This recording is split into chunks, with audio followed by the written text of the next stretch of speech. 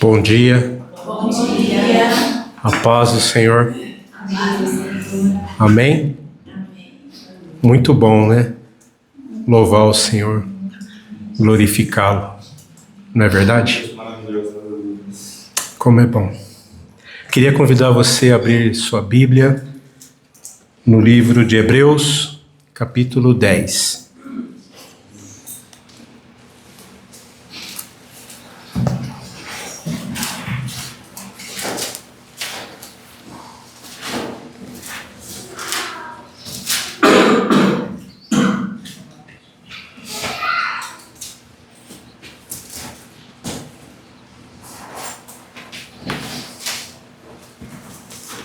Todos acharam? Hebreus 10. A gente vai ler a partir do verso 19.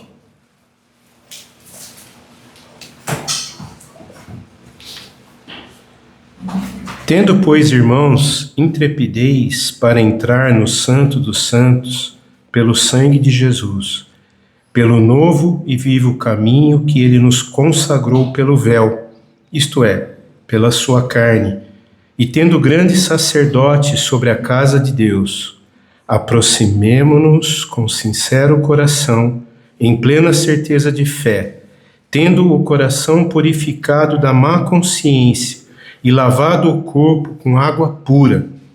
Guardemos firme a confissão da esperança, sem vacilar, pois quem fez a promessa é fiel.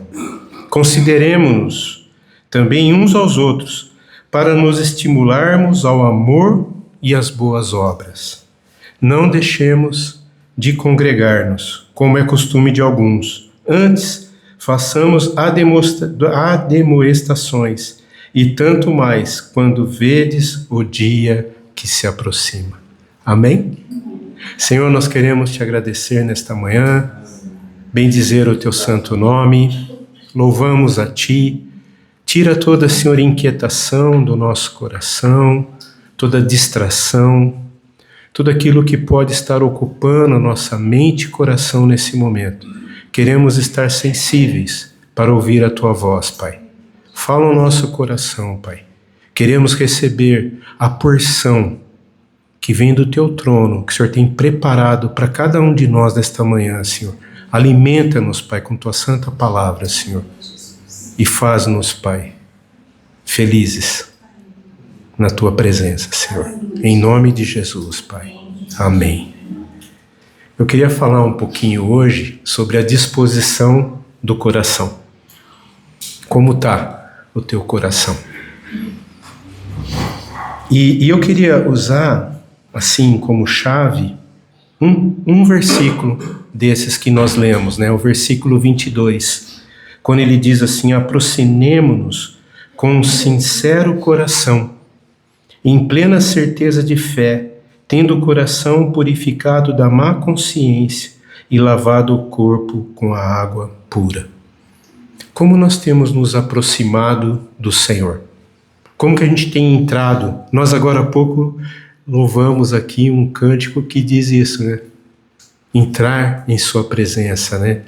É bonito, né? Mas como que nós temos entrado na presença do Senhor? Como está o nosso coração, né? Se a gente prestar atenção, dos versículos 19 até o 21, o autor de Hebreus, ele nos apresenta o fundamento da vida cristã. Vocês percebem ou não? Ele diz que nós temos livre acesso à presença do Senhor. E nada que nós possamos fazer nos garante, porque quem nos garante é o selo da promessa, é o sangue de Jesus, né? Ele já nos deu esse livre acesso que nós temos a Ele. Mas vocês percebem que o autor, no versículo 22, ele nos ensina como que nós precisamos nos aproximar do Senhor. Como que a gente tem se aproximado do Senhor, né? Por isso que o convite que o autor de Hebreus nos faz não é somente para a gente se aproximar de Deus, mas a gente se aproximar da maneira correta. Vocês percebem ou não? Que tremendo isso, amados. Olha a preocupação do autor, né, do texto bíblico, né? Como que a gente deve se aproximar do Senhor, né? Ele fala aqui de aproximar, mas de uma maneira correta, com o coração sincero, uma fé verdadeira e uma vida purificada. Hoje, eu não sei se os irmãos percebem, mas há uma mistura no meio cristão, né? Parece que as pessoas podem vir do jeito que está, do jeito que quiser, vivendo uma vida toda fora da presença do Senhor, mas quer se aproximar, quer entrar. E aqui o autor nos fala que não é bem assim. Tem uma forma correta de entrar na presença do Senhor, né? E ele começa dizendo algo que eu queria conversar com vocês essa manhã: a disposição do coração. E esse é o tema que eu queria dar para essa mensagem, né? A disposição do nosso coração. Como que está a disposição do nosso coração, né? E o primeiro ponto que eu queria destacar nessa manhã, ele diz para a gente se aproximar de Deus com sinceridade. Aproximemo-nos com um sincero coração. E aqui algo interessante, né? Que Deus, ele não está procurando apenas pessoas presentes na presença dele. Não é só isso que ele está procurando. Ele está procurando pessoas que estão na presença do Senhor, mas com sincero coração. Nessa manhã eu estava pensando sobre esse texto e eu me lembrei daquele exemplo que Jesus deu sobre estar numa boda, né? E alguém entrou como convidado, só que ele não estava com as vestes nupciais. Vocês se lembram dessa passagem? E me veio claramente essa visão nessa manhã, né? Da gente ser convidado para estar na presença do Senhor, mas com as vestes erradas. Amados, pensa bem, você está num lugar e você ser convidado a se retirar. É gostoso isso ou não? Eu acho que nenhum de nós aqui passou por isso, né? Estar numa festa, num lugar de comemoração, num lugar de alegria, mas você ser convidado a se retirar. Por quê? Porque você não está com as vestes nupciais. Se a gente lê livro de Apocalipse, fala que o Senhor espera que a gente esteja com as nossas vestes puras. Branca como a neve, né, Guilherme? Branca como a neve. Pura.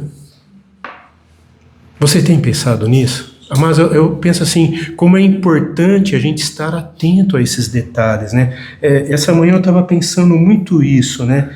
E aí eu fiquei imaginando, o que o Senhor quer dizer com um coração sincero? Porque hoje parece que tem se perdido esse sentido, né, Eric, do que é a sinceridade, né? Porque de toda forma o mundo está tentando dizer que o que é mentira é verdade e a verdade é mentira, não é isso? Vocês têm percebido isso ou não? E aqui quando ele fala de estar com um coração sincero, a primeira coisa é que o Senhor espera que a gente reconheça a nossa dependência dele. Qual tem sido a nossa dependência? Vocês sabem, amados, parece que às vezes a gente diz que não, né? Mas a gente fica preso em cadeias emocionais. A gente fica preso dentro de relacionamentos, preso dentro de coisas que são lícitas, né? Mas não estão dentro do propósito do Senhor. Não são aquilo que o Senhor está esperando de nós, né? Uma outra coisa interessante também que tem a ver com estar na presença do Senhor com o coração sincero é tirar fora toda a hipocrisia. E aqui a palavra correta no original, né, hipocrisia, é estar representando algo. É alguém que está vivendo uma vida, mas que é uma vida de aparência. Não é uma vida real. Não é aquilo que realmente diz. Sempre está usando uma máscara. Por trás daquele sorriso, mas por dentro está em fel de amargura. Está triste, amargurado. Porque está representando algo. Não está vivendo a realidade da sua vida. E um último ponto do que é um coração sincero é alguém que confia completamente na obra salvífica de Cristo. O que é o Cordeiro de Deus, que tira o pecado do mundo. Ele tira o pecado, né? Então a fé verdadeira, ela produz em nós uma total confiança em quem é o Senhor. Por isso que ele diz assim, tem um peso quando ele fala, né? Se é para a gente se aproximar do Senhor com sincero coração. É aquele que confia plenamente, né? Porque se a gente continuasse lendo o texto, ele diz assim, tendo o coração purificado da má consciência e lavado o corpo com água. Que interessante, né? O autor ele está fazendo referência que não é somente estar com uma aparência bonita, externa, né? Assim, tá todo bonito. Você sabe que eu brinco com a Dani, né? Que eu falo assim, que o inverno nos faz mais bonitos, né? E todo mundo hoje tá com uma roupa mais bonita, né? Mas ele tá falando aqui de uma beleza interior também. Como tá o nosso interior? Às vezes nós estamos, né? Com a parte de fora assim, tá, ó, chique no último, né? Mas por dentro tá mal. Como está o interior? E aqui o Senhor está falando da importância do interior, de um coração. Porque eu gosto muito do salmista, quando o salmista diz, Senhor, esquadrinha o meu... Amados, para um pouco e pensa. O salmista não tinha scanner, não tinha PET scan, não tinha 3D, computação gráfica, mas como ele sabe que o coração precisava ser esquadrinhado? Porque a gente parece que tem partezinhas do nosso coração que são departamentalizadas, né? Tem alguma falta de perdão, um ressentimento, alegria, amargura, tudo dentro de um único órgão. Mas aqui ele diz que ele conhece o coração. E o salmista, ele diz assim, Senhor, esquadrinha o meu coração, vê se há em mim algum caminho mau e livra-me. Vocês percebem, então, de onde vêm os caminhos maus? Ele podia falar da mente, podia falar das pernas, do pé, né, que faz andar, né? Não, ele fala aqui do coração. E aqui ele diz que o coração purificado aponta principalmente para a remoção da culpa. A culpa já não nos alcança mais, porque nós temos total confiança que fomos lavados pelo sangue do Cordeiro. Aleluia! Ah, que coisa tremenda! Amados, creia, nós já fomos lavados pelo sangue do Cordeiro. Isso é tremendo. Então a culpa de coisas passadas foram lavadas, não podem mais ter peso. O corpo lavado lembra da ação também purificadora da palavra. A palavra nos purifica. Amados, quanto tempo nós temos dedicado de nos debruçarmos na palavra, nos alimentarmos da palavra, porque a palavra ela também nos purifica.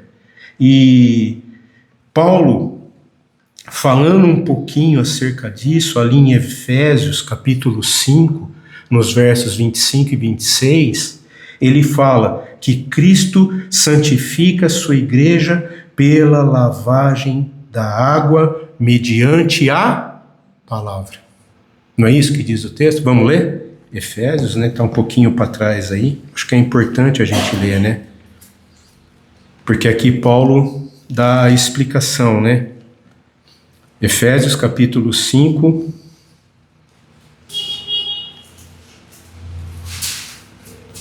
versículo 26.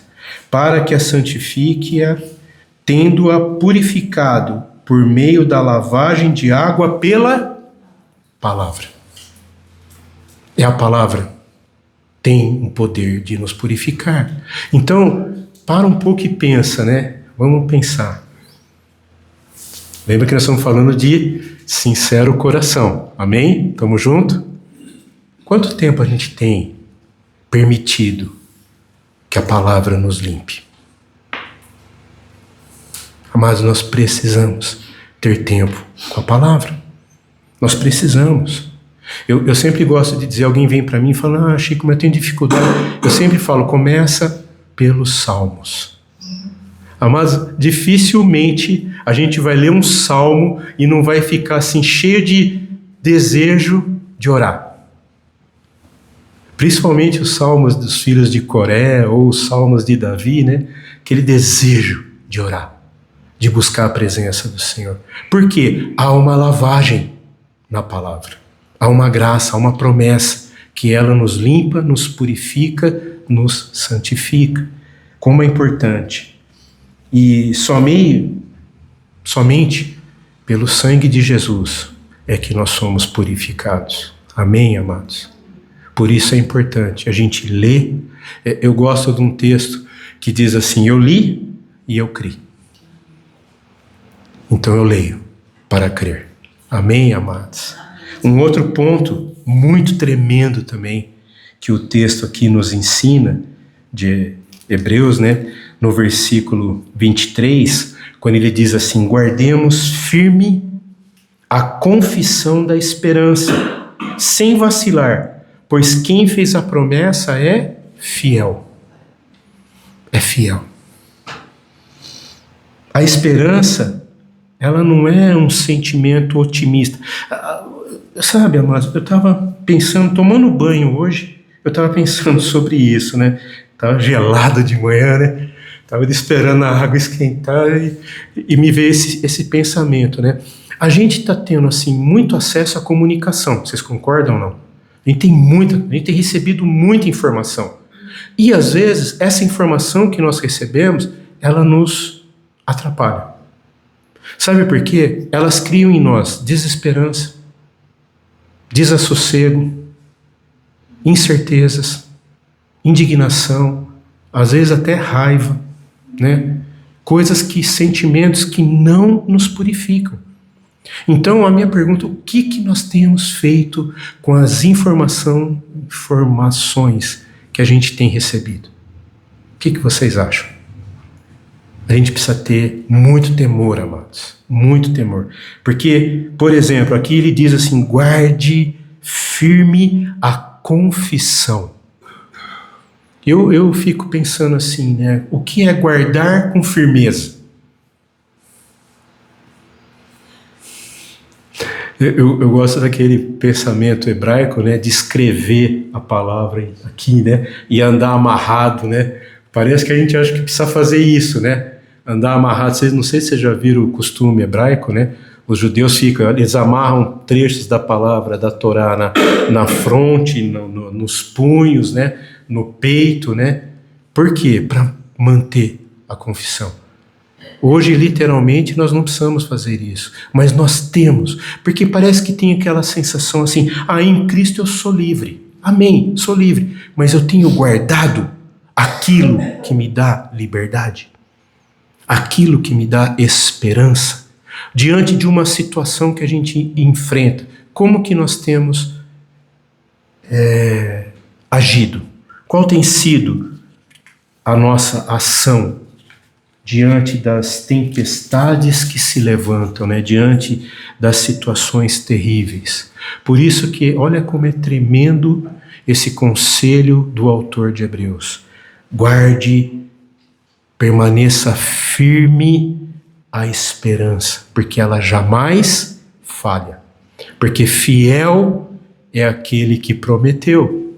Ele é fiel. Fiel, como a Zenilda concluiu, né, que tem um texto que fala que ele é fiel para cumprir aquilo que ele prometeu. Ele é fiel. Se a gente lê ali em Hebreus, ainda, um pouquinho à frente, no capítulo 13, olha a promessa, né, como é tremendo, né? Hebreus 13, no versículo 5, ele diz assim,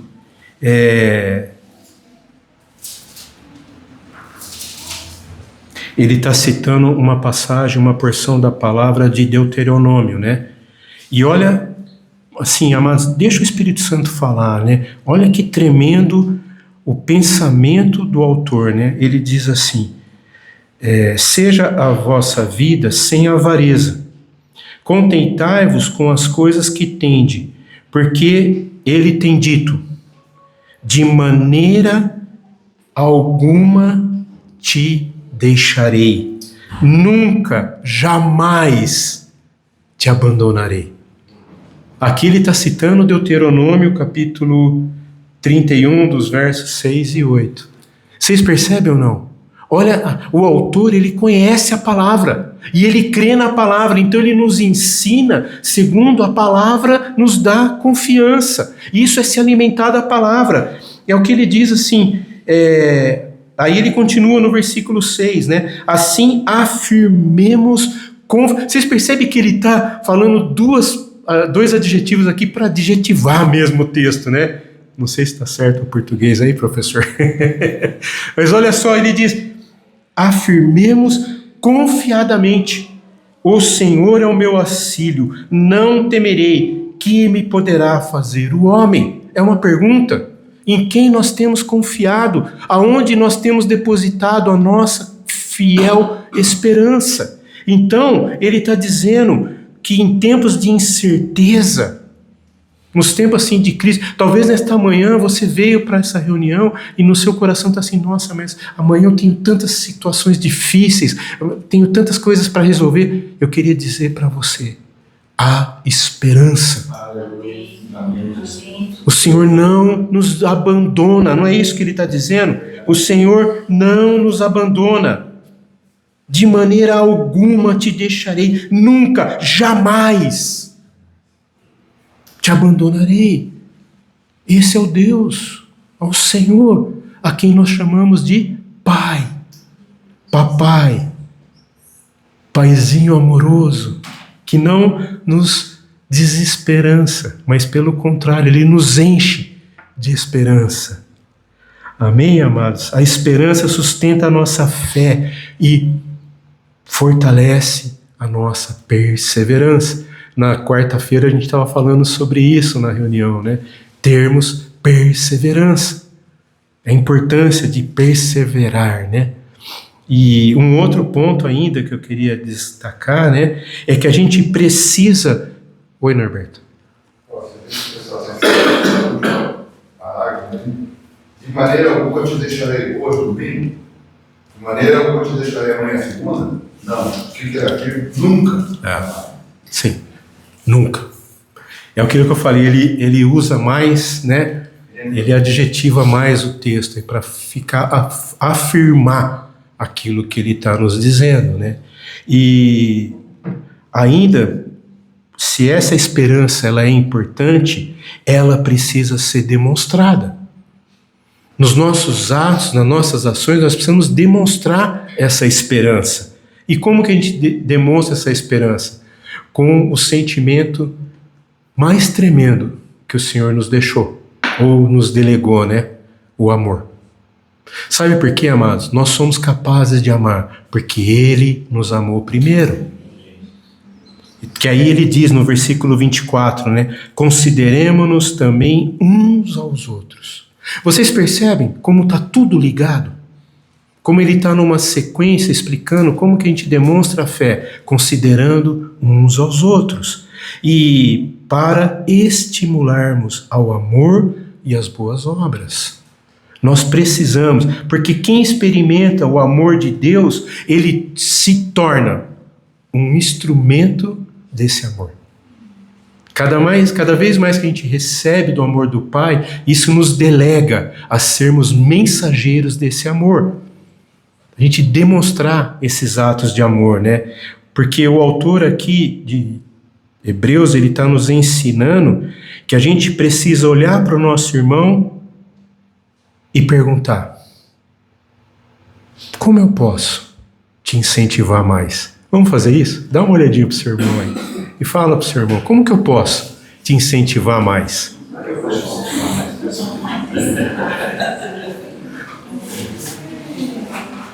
E aí?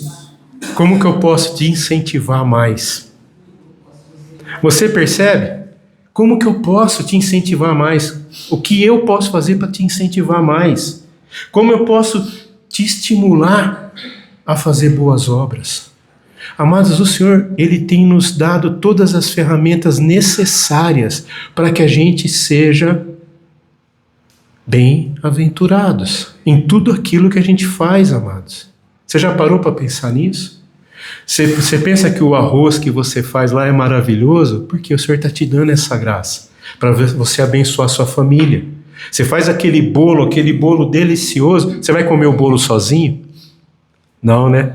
Você faz o bolo para que todos desfrutem do amor que está nas suas mãos no preparo. Aquele bolo de morango, né?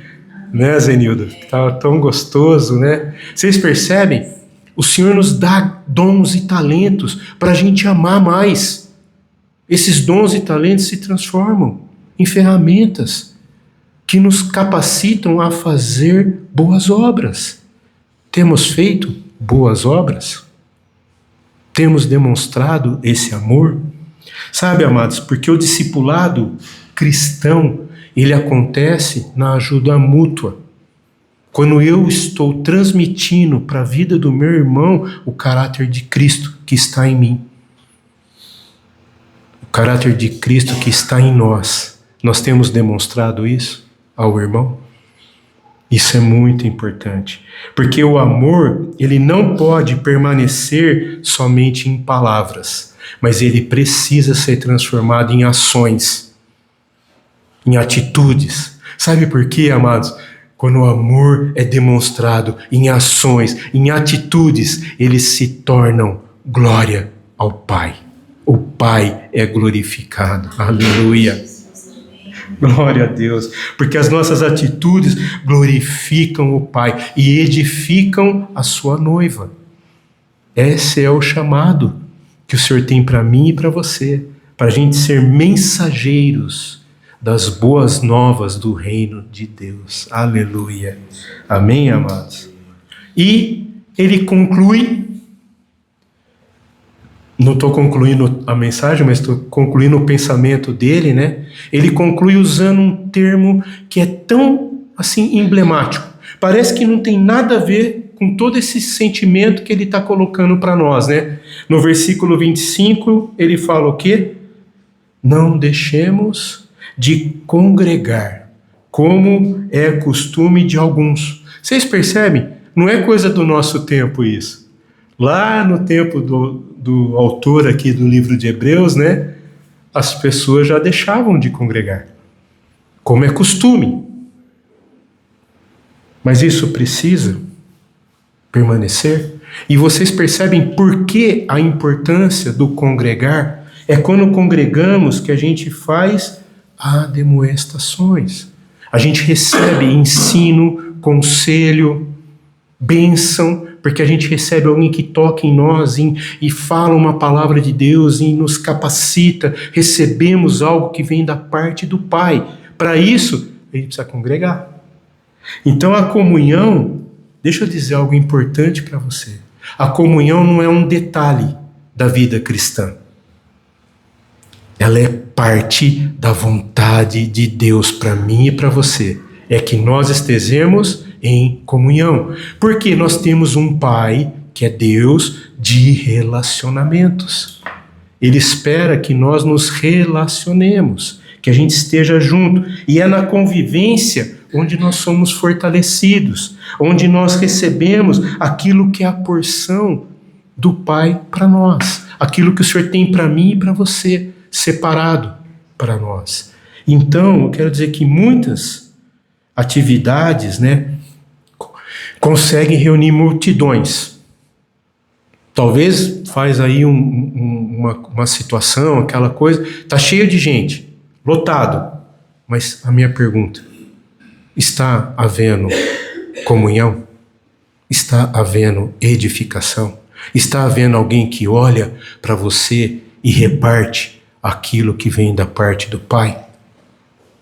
Nós precisamos considerar isso, porque muitas vezes a gente entende que estar junto é simplesmente vir para a reunião, ou ainda fala assim, hoje o louvor não está bom, hoje a palavra não está boa, e vai embora cheia de situações na cabeça, né?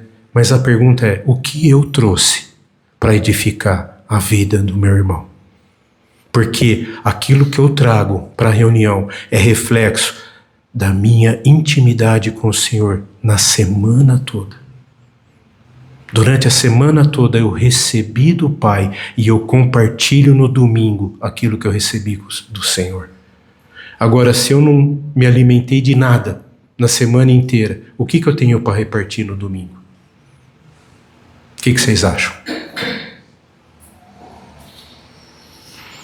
Porque eu quero dizer, amados, somente o sangue de Cristo é que pode nos unir. Só Ele é capaz de verdadeiramente nos entrelaçar, nos amalgamar, né? Nos fazermos um só corpo, sendo Ele o cabeça. Amém. Ele é o cabeça. Por isso nós precisamos uns dos outros.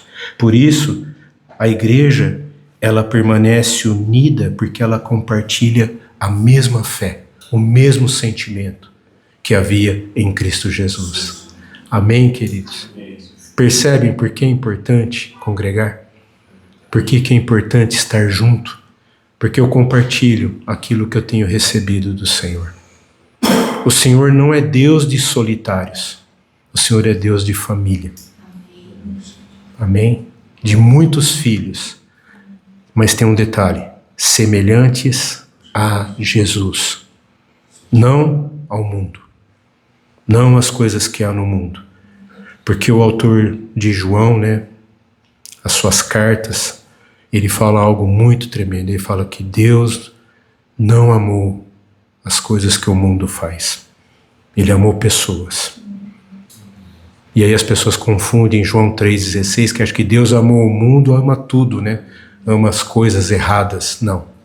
Deus amou pessoas que às vezes estão sendo enganadas, estão sendo usadas, presas, como eu falei no começo, em sentimentos, amarguras, ressentimentos, e se afastam cada vez mais do Criador. Amém, queridos? Como nós precisamos uns dos outros. Amados, deixa eu dizer uma coisa. Eu preciso de vocês. Eu preciso das suas orações. Eu preciso da comunhão.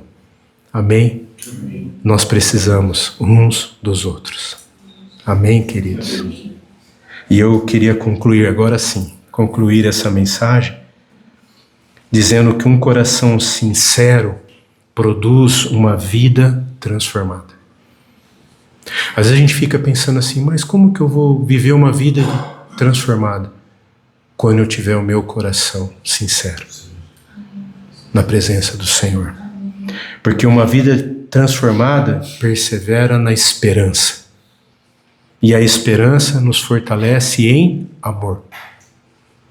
E como eu já falei, o amor nós podemos demonstrar, porque Ele nos amou primeiro. Amém? E o amor nos mantém unidos, como um só corpo.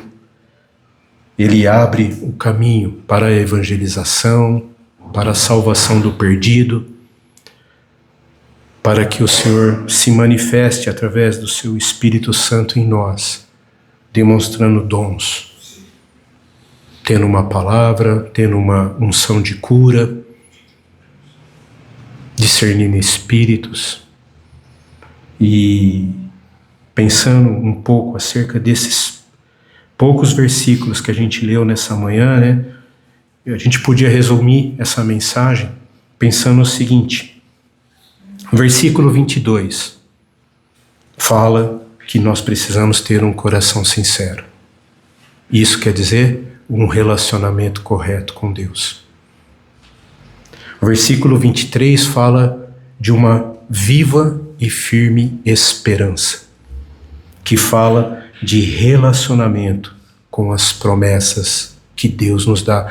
Eu e você precisamos ter ciência que Deus é um Deus de promessa e Ele é fiel para cumprir aquilo que Ele nos prometeu. Amém, amados? E por último, os versículos 24 e 25 revelam um amor ativo e perseverante. Aí é os nossos relacionamentos. Amados, nós precisamos valorizar os nossos relacionamentos. Nós, mais do que nunca hoje, a gente tem tanta facilidade de comunicação, como eu falei, né? A gente pode, às vezes você está na sua casa e o Espírito Santo está te revelando algo, está te mostrando algo, para um pouquinho o que você está fazendo, pega o celular, porque às vezes Deus está te mostrando alguém. Escreve, você não quer falar, né? Escreve uma mensagem assim: meu irmão, o Senhor te abençoe no dia de hoje. É uma mensagem. Isso demonstra o amor, o carinho, e você está sendo fiel àquilo que o Espírito Santo está te falando. A gente tem essa facilidade hoje, né? Que antigamente não tinha. Quando o autor escreveu isso, pensa bem, mesmo que eles escrevessem cartas, quanto tempo demorava uma carta para chegar, né? Às vezes ia por pombo correio, né? Quando soltava, o pombo morria no caminho e não chegava. Hoje a gente manda aqui, já na hora, instantaneamente chega. Mas a gente não faz.